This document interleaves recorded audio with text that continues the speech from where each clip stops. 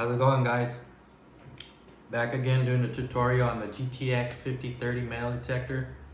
A metal detector I had got for the kids so they can be out there metal detecting with me. It's a little cheaper than mine. We tried it out already. It's not too great, but it works. So let's start with this piece here. This is your function box, your power box. You got your coil here. Here's your nuts for your lower stem. Here's your upper stem for your arm. Here's your nuts for your function box. And let's go ahead and let's put this together.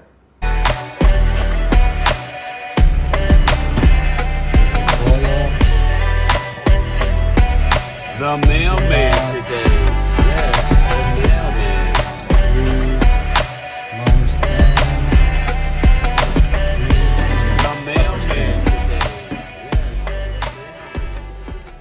Alright guys, so let's put this together.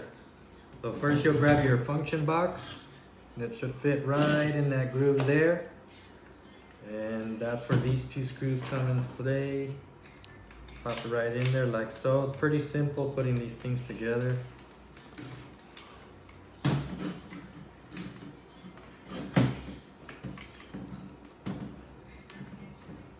you'll tighten that up like so. So that's the upper stem to your function box, and you want that on pretty snug. You don't want these loose falling apart when you're out there metal detecting.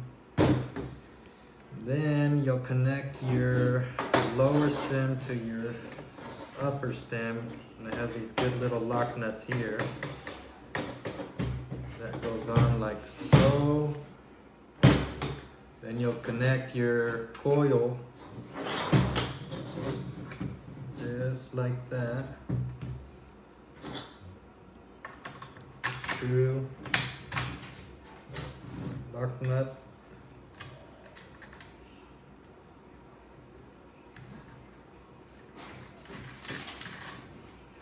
Just like so. Then your cord, you always want to wrap your cord nice and snug, not too tight, but not too loose also. You want to make sure it's nice.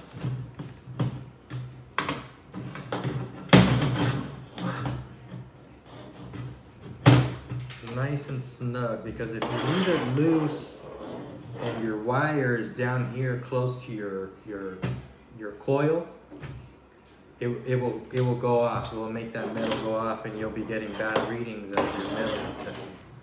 You want to wrap it pretty good, pretty straight, all the way up here. You want to make sure you put these in right. You do not want to bend those pegs that are inside the power cord. Just like so. And that's it. That's put together. Alright guys, that's your GTX 5030 all set up. Like I said, it doesn't take too long. It's pretty simple. Now I want to show you next is these dials, how they work, and what we have going on with this metal detector. Alright guys, so here's your dials for the GTX 5030. Here's your power button. And you can see nothing's digital, it's all old school. Here's your volume for your ear jack here. And this will tell you as soon as you have your thing on, your low battery. If you have a low battery, it'll flash up red. Here's your discrimination knob for different metals. And that's what is a little confusing when you're out there metal detecting, that your different metals are gonna go off differently. So, and also with your power button, this is your sensitivity. So if you have something going off and it's too sensitive, it'll make everything go off. And you really don't want that. You want to be set for what you're looking for. If you're looking for lead, if you're looking for steel, if you're looking for coins, if you're looking for gold, you have to mess with your sensitivity. It's not like those digital metal detectors that you just set what you want and go. These ones are a little bit more difficult. So you're basically getting what you pay for. So that's those knobs. Now I want to run a demonstration on how good this thing works with different kinds of metals.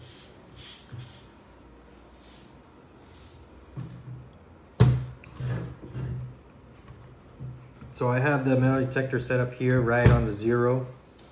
And I have different kinds of coins. I have a penny here, penny, quarter, 50-cent piece, and white gold. So we'll go ahead and switch this on and see how that works. Alright guys, let's start this demonstration. You have a penny here, it's a wheat penny. Let's just see how close we can get before the metal detector detects it. We're about 5 inches. So about 4 inches there. 4 inches on the wheat penny. We have a quarter here. It's a regular quarter, more recent, so it's not silver. We'll start off at 6-7 inches. There you go, about 5 inches on the quarter. 50-cent piece, a lot bigger. 1970.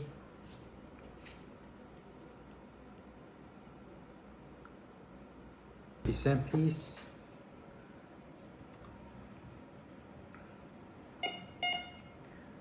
And that's right on the 6 inch.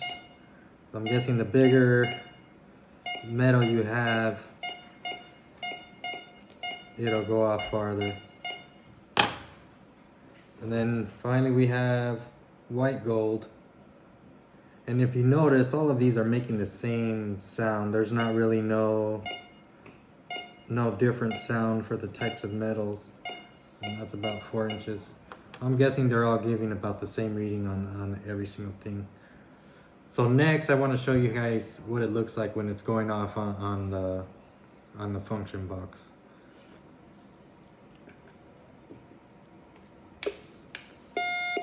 So now I want to kind of show you how the sensitivity works, the discrimination, and the different kinds of metals.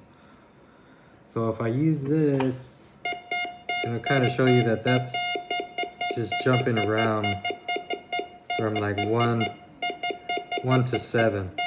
Now if I turn your sensitivity down maybe a little bit lower, kind of do the same thing. So this is your all metals. Let's just say I was trying to block this out. It won't get it. It won't get it. So if you use maybe the gold, will it go off? No. Penny? Nope. So if we get it closer, higher to your all metals there, it should start going off.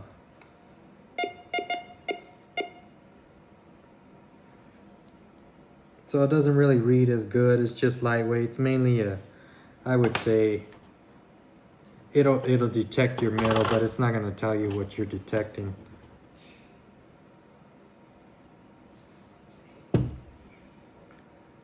Once again, it's not reading the gold. As long as you get closer to that all metals, then it'll read your gold. And sensitivity up higher.